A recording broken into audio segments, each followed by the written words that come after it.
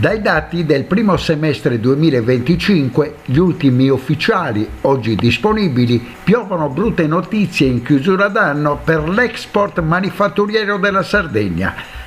Le vendite di prodotti isolani all'estero, come alimentari, legno, mobili, tessili, prodotti in metallo, abbigliamento, gioielleria, ma anche benzine e prodotti della raffinazione, hanno fatto segnare un preoccupante meno 17,5% rispetto allo stesso periodo del 2024. Condizione che pone la nostra regione all'ultimo posto della classifica nazionale aperta dalla Toscana con più 12,4%, Abruzzo con più 10,2% contro il 2% nazionale. Da sottolineare che questi trend sono condizionati positivamente dalle vendite di prodotti farmaceutici.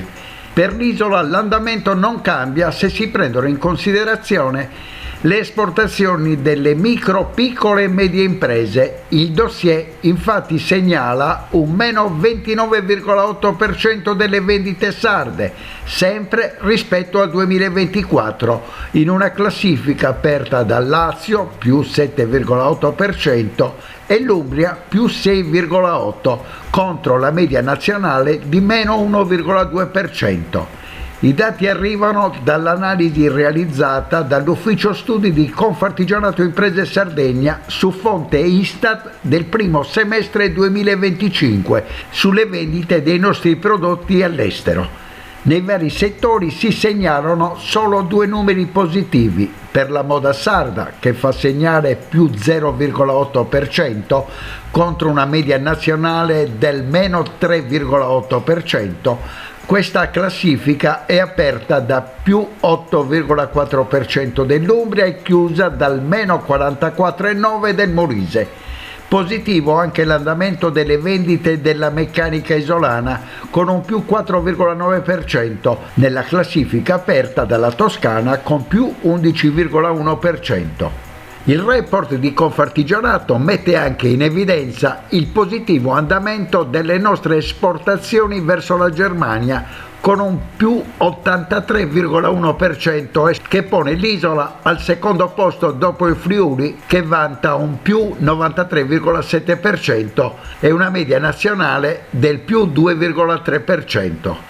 Al contrario, le brutte notizie arrivano dalle vendite in Cina.